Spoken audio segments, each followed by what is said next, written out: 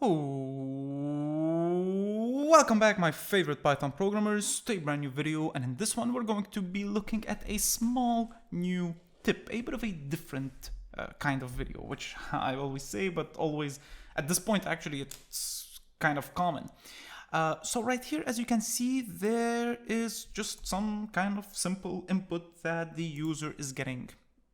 You're getting from the user. So you want to get 3 inputs and you want them to be integers. So you're getting input number 1, you're getting input number 2, and you're getting input number A, input A, input B, input C. And of course, whenever you're getting an input, it's always going to be a string. So you need to convert it into an integer because you need it as an integer. So you right click, you run, you enter 5, 10, and 25, right? And they are printed out. Simple, right? That's all fine and dandy. But there is something that I want to allude to.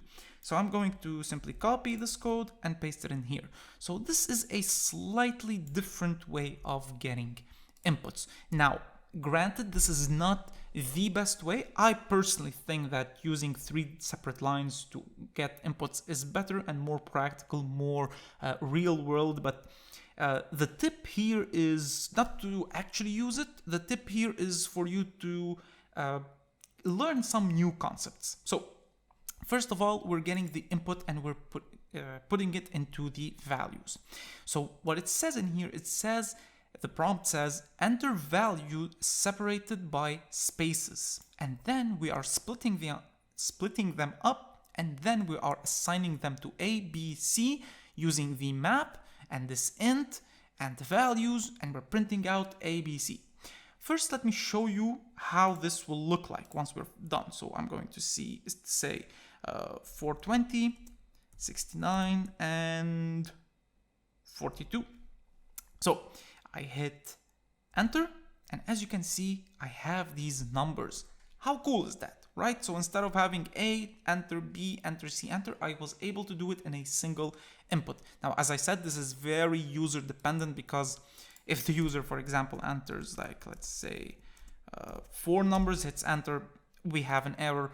Also, it's very user dependent, because if I say Michael, hit enter, it also gives me an error because you cannot convert Michael into an integer. Also, if the user, for example, enters just 2 numbers, hits enter.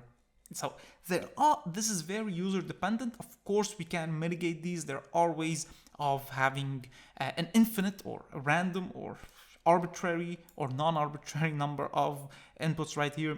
That's beside the point. What we want to learn in this video, this quick tip, is what the split is, what the map is, and what is this function right here that does not have parentheses. So first of all, very simple, we're getting the input right here, correct? And we specifically tell the user that they need to have, or they need to separate these with the spaces in between. And then we are using the split. So you've probably already seen the split, but let me go through it just in case you have never gone through it. So returns a list of substrings in the string using sep as the separator string. So basically what happens is we have this note that the str.split is mainly useful for data that has been intentionally delimited. See, that's very important. So basically what happens is we take a string, right? And we say dot split. So basically what happens is this string is split up over the separator.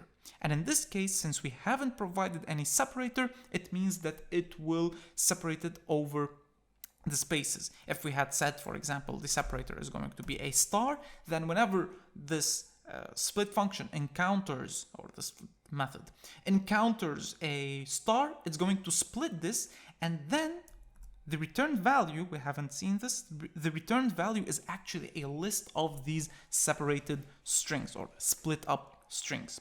So what's happening is when we input, for example, 1, 2, and 3, it splits it up into a list that contains the first element being 1, second element being 2, and third element being 3. And this is how the split works. Now let's look into the more interesting part, that is the a, b, c equals map int values. Let's first of all look at the map. So when I hover over, it says map the function and the iterable. So it takes in two things: the function that we want to apply, we'll look into it, and then the iterable. And the iterables could be, an iterable can be anything that we can iterate over. So a string, a list, a tuple. In this case, we're providing values that is a list, as we've seen a few seconds or minutes ago. So we provide it with the iterable, hover over back, and make an iterator that computes the function using arguments from each of the iterables. Stops when the shortest iterable is exhausted. So we provide the values that, in this case, let's just imagine the user said 1 space 2 space 3. So the list contains 1, 2, and 3. And then we extract each individual item from that list, and we apply the function that we've provided. And in this case, the function is the int. It's the same exact int that we have right here. So we're using it this time right here. But to the trained eye, you might have noticed that this int does not have parentheses. And whenever we are calling a function, we have parentheses, right? So where the heck are the parentheses? Isn't this an error? You'd say, like, Michael, there's an error here. You did something wrong, but there's no red lines. When I ran it, everything worked. So what the heck is going on? Well, this int, or not just this int, whenever you have a function, but you do not provide the parentheses, you're basically telling Python that you are not calling this function, you are using this function, or you want this function to be used later on. So we're not calling this function per se, we're simply applying it, right? So, for example, I can do the following. Look at that. So I have a print. It's not doing anything. It's simply there to be used. And if I right click and I run, look at this. This is going to be cool. How about that? We're actually printing out 1, 2, and 3. They've been split up. Each of these, the 1 was taken and it was used in the print. The 2 was taken, used in the print. The 3 was taken, used in the print. But unfortunately, the return value of a print is none. And when they were printed out right here, it printed out none. And the same is true with the int. So what's happening is we're taking these 1, 2, and 3. We are sending them individually into the arguments of the integer, and we are assigning, actually we're unpacking the tuple. And if I hover over, it's not unpacking a tuple, we're just simply unpacking it. The return value is none for some reason. Why is this not specifically telling me that it's returning anything? Well, boom, there we go. Hit enter, 1, 2, 3. Okay. I'll delve a little bit deeper later on why this map. Honestly, I'm not completely sure why in the documentation it does not specify. I'll look into it. I'll probably leave something up here or somewhere around that explanation that I'll find, and you will know why it's none. But basically this is how it works. So in this case, integer is not being called. Integer, or the function int, is being or will be used later on. So, ladies and gentlemen, if you enjoyed this video, please make sure to leave me a like and share it with a friend, or subscribe as well if you find this helpful and you want to upgrade your Python programming skills.